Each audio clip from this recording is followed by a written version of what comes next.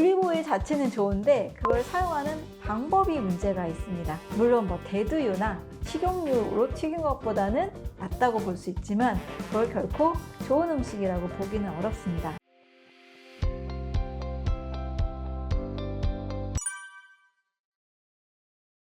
하루에 암 환자뿐만이 아니고 일반인들도 좋은 기름은 반드시 먹어야 됩니다. 그럼 특히 암 환자들의 경우에는 정말 산패되지 않은 견과류, 아주 순도 높은 오일을 꼭 드셔야 되는데, 그 중에서도 이 독일의 리트비라는 학자가 아마씨유가 암 환자들의 이 항염 효과가 굉장히 강했다라는 연구 결과를 이야기하고 있습니다. 아마씨유의 강력한 항산화 효과, 오메가3, 오메가6, 9이 다 있는데요. 특히 오메가3 비중이 높아서 불포화 지방산이 필요한 환자들에게 도움이 됩니다. 또 아마씨로도 드실 수 있고요. 아마씨유로도 드실 수가 있는데요. 여기에 좋은 또 불포화 지방산이라고 할 수 있는 것이 견과류입니다. 견과류는 산패가 되지 않은 상태에서의 호두, 잣, 아몬드, 피칸 이 정도 드시면 좋습니다. 그 외에도 산패가 되지 않은 상태라면 드셔도 되는데, 사람들이 이제 헷갈리는 것 중에 하나가 요즘 땅콩버터가 되게 유행이잖아요. 땅콩은 견과류가 아닙니다. 땅콩은 땅에서 나는 뿌리줄기식품이에요. 그래서 음식으로 많은 환자들을 치료하는 의사들의 경우에는, 미국의 많은 의사들의 경우에는 땅콩을 다 금지를 시킵니다. 왜냐하면 땅콩은 곰팡이 독소인 아플라톡신 오염이 굉장히 잘 되는 것으로 알려져 있습니다. 굳이 위험을 감수할 바에야 가능성이 높은 것은 배제하고 먹는 게 더 좋겠죠. 그래서 꼭 반드시 산패되지 않은 호두, 아몬드, 잣, 기타 여러 견과류들 꼭 드시고, 올리브유나 들기름의 오메가3 기름 잘 활용을 하시면서 또 아마씨에 들어있는 항염 효과, 항산화 효과를 꼭 잘 챙겨가시면 좋겠습니다. 모든 기름은 이제 발연점이 있는데요. 올리브 오일과 들기름은 사실 생으로 먹는 것이 가장 좋습니다. 그래서 올리브 오일 같은 경우도 엑스트라 버진이라는 등급으로 좋은 기름을 따로 표시하고 있잖아요. 그래서 당연히 열로 튀긴 것은 좋은 건 아닙니다. 저도 산패되지 않은 기름을 많이 강조하다 보니까, 그러면 채소볶음 같은 거 먹을 때 어떻게 먹어야 돼요? 라고 여쭤보세요. 그럼 먼저 채소는 좀 수분이 대부분 있잖아요. 먼저 채소를 익힌 다음에 거의 맨 마지막에 올리브 오일이나 들기름으로 두른 다음에 드시라고 말씀을 드립니다. 좀 맛은 좀 떨어질 수 있지만 산패되지 않은 기름을, 좋은 기름을 섭취하기 위한 안전한 방법이 되겠죠. 사실 올리브 오일 자체는 좋은데 그걸 사용하는 방법이 문제가 있습니다. 물론 대두유나 식용유로 튀긴 것보다는 낫다고 볼 수 있지만 그걸 결코 좋은 음식이라고 보기는 어렵습니다. 그래서 이런 기름들의 발연점이 낮은 것 때문에 보완해서 사용하는 이 기름 중에 하나가 바로 기버터입니다. 기버터의 경우에는 우유 먹지 말라 하면서 기버터는 먹어도 되냐 하시는데, 우유에 들어있는 단백질은 다 제거한 겁니다. 우유에 있는 수분도 다 제거를 해서 굉장히 순수한 지방의 형태이고, 보통 목초로 만들기 때문에 비교적 항생제나 여러 위험 물질도 안전한 편입니다.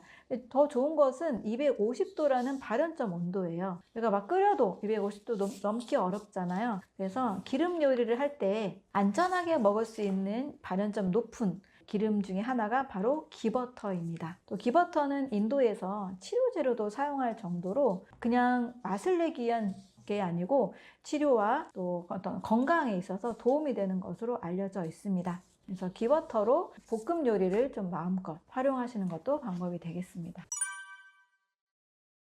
그러니까 가정에서 일반적으로 먹는 가정용 식용유가 있죠. 콩기름, 해바라기유, 카놀라유, 일반적으로 많이 쓰시는 기름들이 있는데, 이러한 기름들의 특징은 오메가6 지방산이 많은 기름입니다. 인체는요, 불포화 지방산 중에 오메가3, 6의 비율이 있는데, 이 비율대로 인체 염증 반응을 조절합니다. 가장 이상적인 것은 3와 6의 비율이 1:1에서 1:4입니다. 그런데 콩기름이나 일반 식용유를 많이 먹게 되면 이 비율이 심하게는 1:20, 25, 30 정도로 굉장히 오메가6가 증가한 우리가 식습관을 계속 하게 되는 거예요. 만약 채소를 튀기기만 해도 오메가6가 증가하게 됩니다. 또 옥수수 사료를 먹고 자란 소의 고기를 먹었다. 이래도 오메가6 비율이 이 소의 건강 상태 자체가 거의 1대 100 정도, 오메가6가 100 정도로 굉장히 균형 깨어진 상태의 그 고기를 먹게 됩니다. 이런 걸 먹게 되면 우리 몸에서 염증 반응이 굉장히 심해지게 되는 거예요.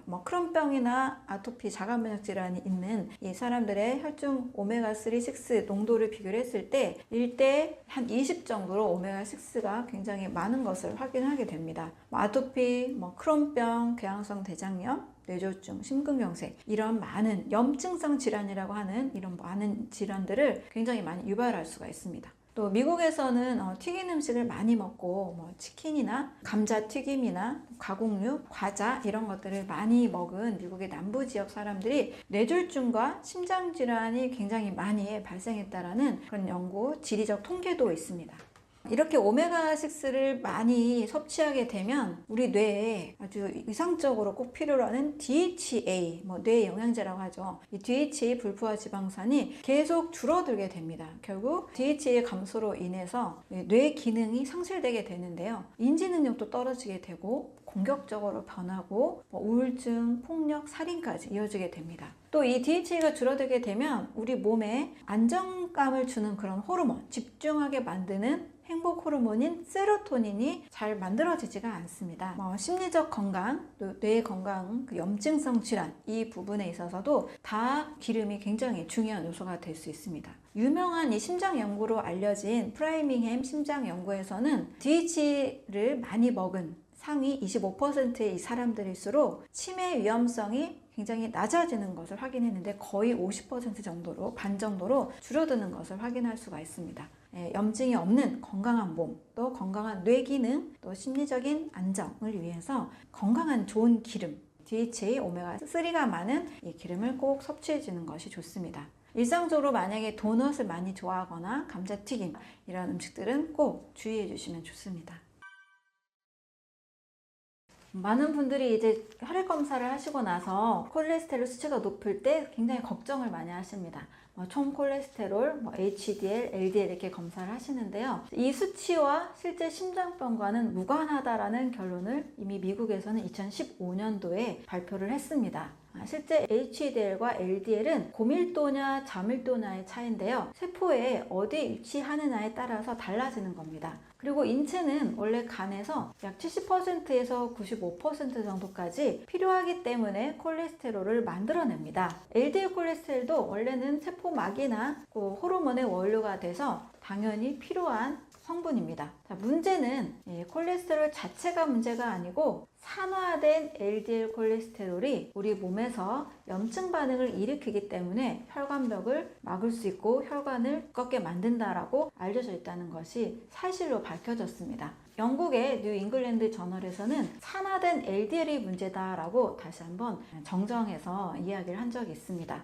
우리는 콜레스테롤 수치만 굉장히 조심하는데요. 오히려 나이가 들수록 혈액순환이나 뇌세포 구성에 있어서 콜레스테롤이 반드시 필요하기 때문에 나이가 들수록 이 수치가 올라가는 것이 정상이고 몸에서 더 많이 합성을 합니다. 그래서 간에서 불필요한데 일부러 억지로 나쁜 걸 만들어낼 리가 없잖아요. 우리 몸에서 혈관 또 뇌세포에 반드시 필요한 성분이기 때문에 만들어내고 있다는 것을 아시면 좋겠습니다.